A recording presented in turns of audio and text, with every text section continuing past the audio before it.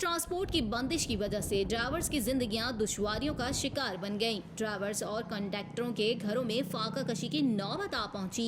इस हवाले से एक ड्राइवर का कहना था कि जब बाजार भी खोल दिए गए हैं और चिंची रिक्शा और तमाम सवारियां भी सड़कों पर आ गई हैं तो फिर पब्लिक ट्रांसपोर्ट क्यों बंद रखी है। बस अड्डों पर खड़ी बसें और कोचेस धूल मिट्टी की वजह से खराब होने की जानिब गामजन है। चिंची रिक्शों में ये 12 सीटरों में ये फुल चल रहे, पहले दिन से लेकर अभी तक इनमें कोरोना नहीं लगता। ये बसों में इतना दो आदमी बैठते हैं सिर्फ, तो इसमें कोरोना लग जाता है। हमारी भी रोजगारी है, हम लोग भी 3 महीने से बैठे हुए हैं, परेशान हैं। हमारे गाड़ियाँ जंग में खा गई हैं, बुरा हाल हो गया इनका।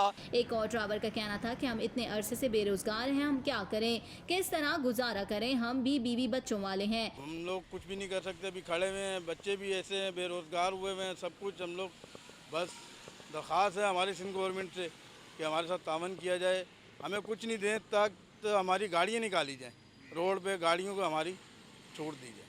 ड्राइवरों ने वजीर आजम इमरान खान और वजीर आला सिंध सैयद मुराद अली शाह से मुतालबा किया है कि SOPs के तहत ही सही कोई लाहे अमल तश्कील देकर हमारी गाड़ियों को सड़कों पर लाने की इजाज़त दी जाए। दूसरों को पैकेज दिया है ना, आप लोगों को, हमें भी तो पैकेज कोई दो। ऐसा पैकेज दो, हफ्ते में 3 दिन बोलो, 4 दिन बोलो, हम लोग गाड़ियाँ निकालें, आप पैकेज दो, सीट बाय सीट चलानी है। एक बंदा खड़ा हो, अलाउ नहीं रखो, एक अगर बंदा भी खड़ा हो तो आप गाड़ी बंद करो। आप कोई पैकेज तो दो, आप तो कोई पूछ ही नहीं रहे हो। कराची शहर में ट्रांसपोर्ट कुछ ड्राइवर ही नहीं थे, हैं।